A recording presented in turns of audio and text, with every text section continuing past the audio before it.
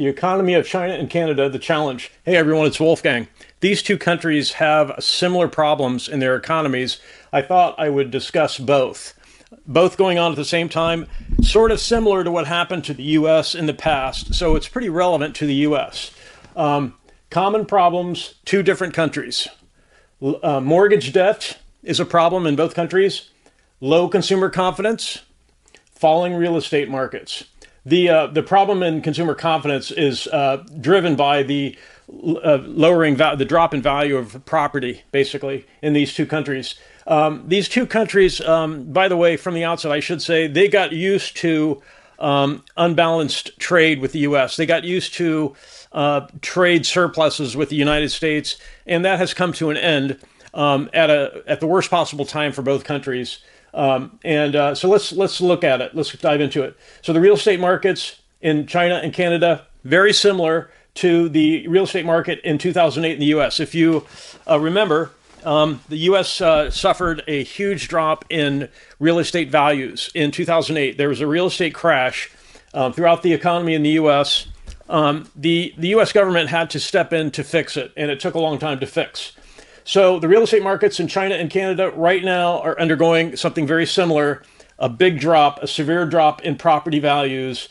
And the property values were a source of prosperity in Canada and in China for households. There was an expectation that you would invest in property in both countries, it would hold value, and that would be your sort of your nest egg, your source of long-term wealth, and everything else could flow from that. So right now, because of the big drop in property values, there is slow growth in the economies of both countries, Canada and China. I mean, you can just imagine if your number one source of household wealth suddenly devalues, that being property, both citizens in China and in Canada are looking at their household wealth and saying it's no longer stable. We can no longer spend freely. We do not have a reliable long-term source of protected wealth in property. The property values have dropped. Property values are going down. So household income has been focused on paying debt, mortgage debt. It's especially bad in Canada because Canada is raising interest rates. Not at a good time to do it, but they are doing it. Interest rates are increasing a little bit in China. So consumer consumption is down. They've lost the main source of their long-term stable household wealth, so they don't feel like spending. So consumer consumption in China and Canada is down. They're prioritizing paying on debts. They know their property is losing value, but they still want to make payments on the debt. Now, in the U.S., there were strategic walkaways, what they call strategic walkaways, where people looked at the value of the property in 2008 in the U.S., said the property is declining in value. The mortgage is more than the value of the property, so I'm going to stop paying on the mortgage and walk away from this property and give the keys to the bank. So that's happening in both Canada and China, not to a huge degree yet, but stand by. We're going to start hearing about strategic walkaways more and more in Canada and China, just like we did in the U.S. in 2008. So both countries, because of this drop in their main source of household wealth, they are vulnerable to economic shocks, to economic shocks coming from outside. So what is an economic shock? An economic shock can be something that affects the entire economy that is unexpected and hard to plan for. So, for example, unbalanced trade. Both China and Canada got very used to and comfortable with trade surpluses, unbalanced trade with the U.S.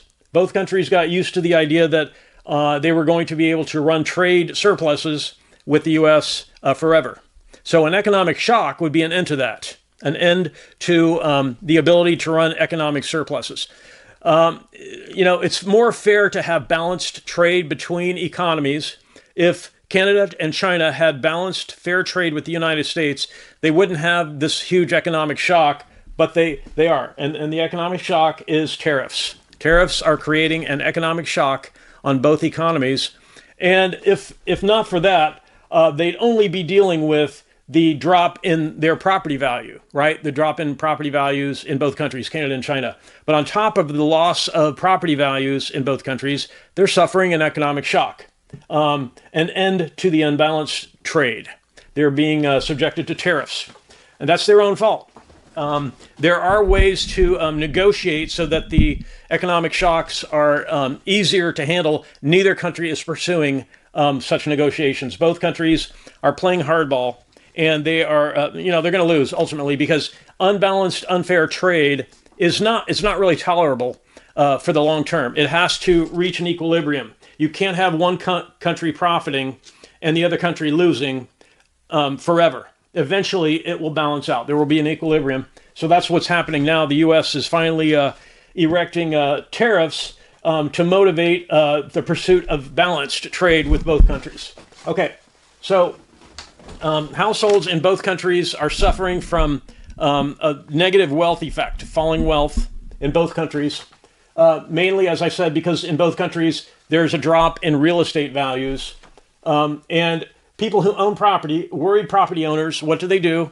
When they're focusing on, paying down mortgage debt, they stop spending on everything else. They stop spending. Worried property owners stop spending.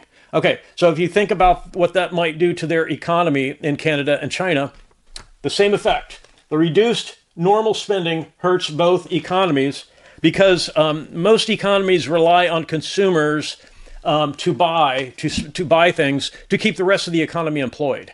When consumers stop spending, a large part of the economy can suddenly find themselves out of work, and that's happening in both countries, especially in China. A lot of the the production part of their economy in China is shutting down because of the drop in spending. GDP growth in both countries is undermined. Basically, property values are still falling. So you have to look at what the U.S. did in 2008 to recover from this problem.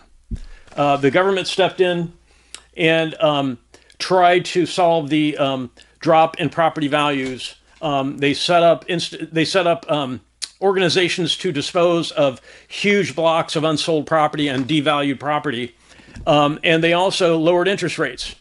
That's probably going to happen in both China and in Canada. The governments will have to step in, gather together all the endangered properties, or the properties that are already, in bad shape economically. They've fallen so far in value, nobody wants them, and they'll have to and then dispose of those properties for pennies on the dollar.